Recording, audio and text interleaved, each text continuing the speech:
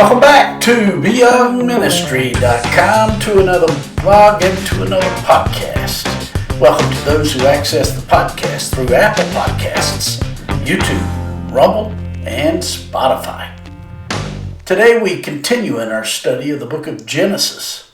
We're in chapter 14, verses 1 through 12, which reads, "And it came to pass in the days of Amraphel, king of Shinar, Arioch, king of Elasar, Kedorlaomer, king of Elam, and Tidal, king of nations, that they made war with Bera, king of Sodom, Bersha, king of Gomorrah, Shinab, king of Admah, Shemeber, king of Zeboim, and the king of Bela, that is Zoar.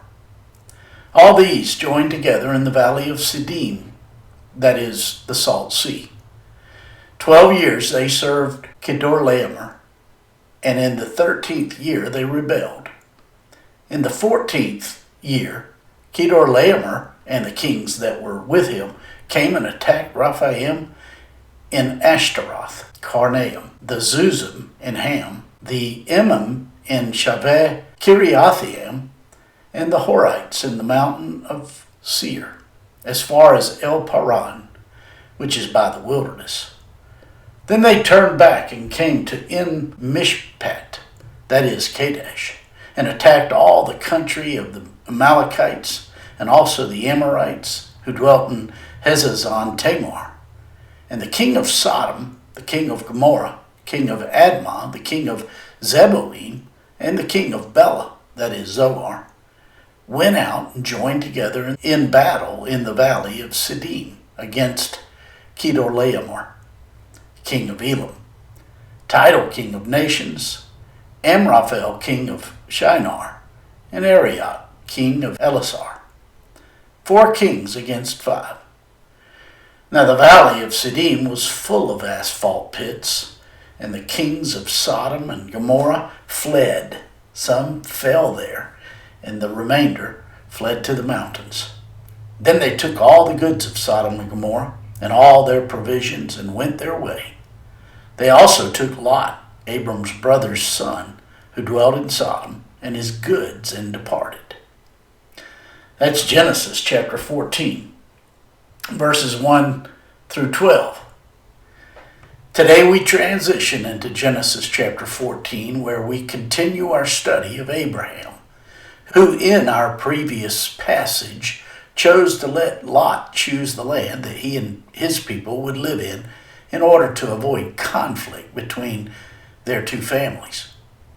Today's true story teaches us, among many lessons, the fact that we cannot avoid conflict. As we will see, Lot made the decision as to where he and his family would live, largely upon the way it looked. Lot ignored the wisdom of God when he made that decision.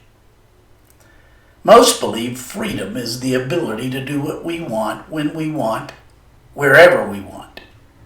This definition ignores the fact that we are trapped and defined mostly by sin, and as a result, we no longer operate according to the specifications that we were created with by God.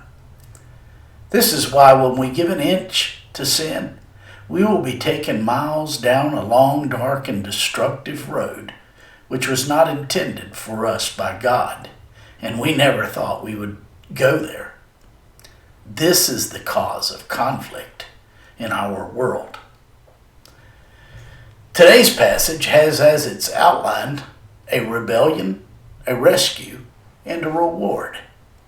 Today we will only consider the first part.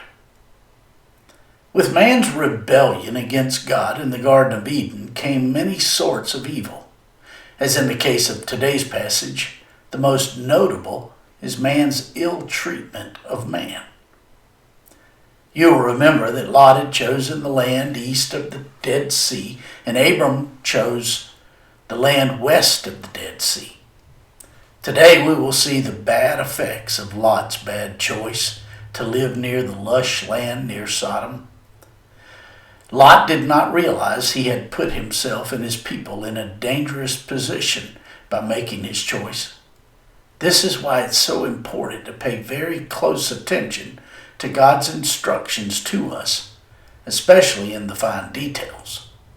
Often, when we ignore God in the little things, we open ourselves up to an avalanche of many bad things that desire to destroy us.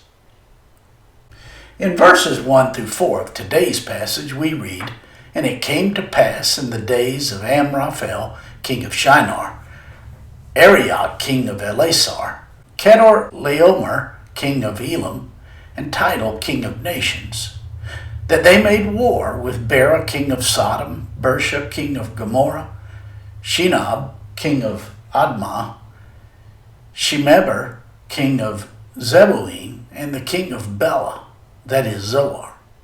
All these joined together in the valley of Siddim, that is the Salt Sea. 12 years they served Kedorlaomer. In the 13th year they rebelled."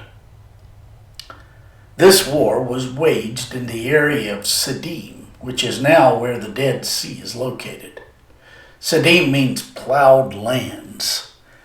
This land is today a barren wasteland, and it drops down to the lowest spot on the face of the earth, 1,388 feet below sea level. At the time of Abram, this land was a fertile valley, and it was known for its plowed fields, which yielded great amounts of luscious food. In verses 5 through 7 of today's passage, we read, "In the 14th year, Kedorlaomer and the kings that were with him came and attacked the Rephaim in Ashtaroth, Karnaim, the Zuzim in Ham, the Emim in Sheva Kiriathaim, and the Horites in their mountain of Seir, as far as El Paran, which is by the wilderness. Then they turned back and came to En Mishpat, that is Kadesh, and attacked all the country of the Amalekites, and also the Amorites who dwelt in Hazazon Tamar." This first international war in the Bible involved 5 Shemite kings and 4 Hamite kings. Kedorlaomer was the leading king of the invading kings from the area of Babylon. He was the Elamite dictator at that time from the land east of Persia. For 13 years, the 5 kings from near Sodom and Gomorrah paid taxes to King Kedorlaomer. In the 14th year, they decided not to pay taxes anymore. So Kedorlaomer came with these 3 other kings against the confederacy of the 5 rebellious kings. The journey of these 4 kings covered about 250 miles going from the north to the south. The war was initiated by the rebellion of the 5 kings near Sodom and Gomorrah. Wars have happened throughout time. Most often, wars are the result of people's greed, and as a result, people die. Down through the centuries, God has allowed man to destroy each other and to exercise our free will. When we lose, we blame God. And when we win, nobody ever questions why God allowed us to do so. Nor do we question why he allowed our poor enemies to die. It's only when things go wrong that we question God. It is the weaker in the faith who question God's ways when things go bad. The stronger our faith is in the God of the Bible, the less we will complain when tragedy strikes. Along with war comes suffering and pain and death. Those who desire to dismiss the God of the Bible will use these things in order to show how cruel he seemingly is, or how incompetent he seemingly is because he allows such things to happen.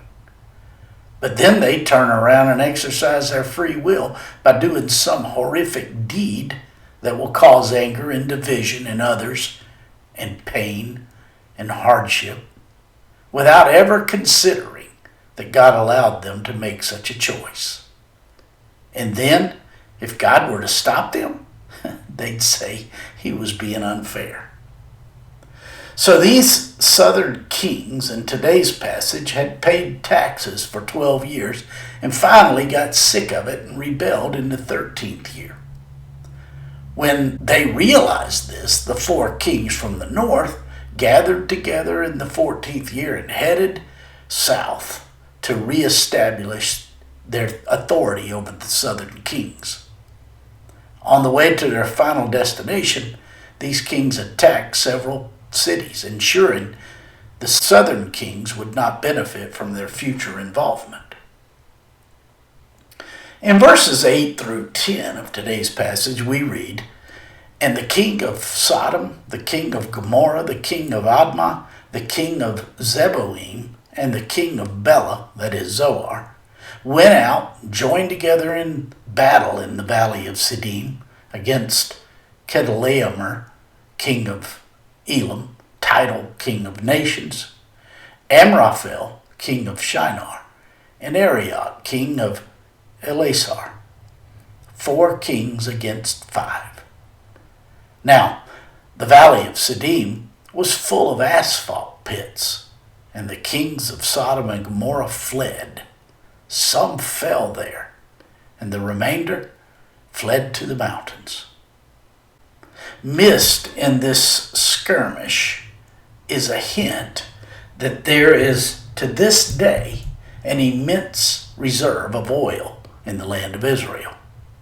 We know this because one key indicator that oil is present in a land is when asphalt is seen bubbling up from the ground. At the end of time, the Bible informs us that this very well could be the impetus for Gog and Magog to invade Israel, which is recorded in Ezekiel 38. Any place full of asphalt pits wasn't the smartest choice for the 5 kings to line up for battle. They probably went there thinking that if things went bad, they could flee to the mountains, which is exactly what happened as the battle turned against them. Unfortunately for them, some of the people fell into the tar pits as they fled. In verses 11 and 12 of today's passage, we read, "Then they took all the goods of Sodom and Gomorrah and all their provisions and went their way. They also took Lot, Abram's brother's son, who dwelt in Sodom, and his goods, and departed." Sodom and Gomorrah had accumulated a lot of wealth. This is why these kings invaded it. This just underscores that for a while sin pays. The problem with sin, though, is that at some point it turns on us and we find ourselves in bondage to it. Money is not the problem. Wealth is not the problem. It's the love of money that is the root of all evil. Exactly what the people of Sodom and Gomorrah had hoped to avoid by going away from the city to fight is what ended up happening to them. As the men of the armies fled, the people who remained in the city and all their goods were taken captive. Unfortunately for the conquerors, as we will soon see, they took Lot, Abram's nephew. This would cost them in the end. Join us tomorrow as we continue this most intriguing of stories. My friends, I trust this blog and this podcast are helping you in your walk with the Lord. If I can be of further assistance to you, shoot me an email at BYoungMinistry@gmail.com. Hey, have a great day.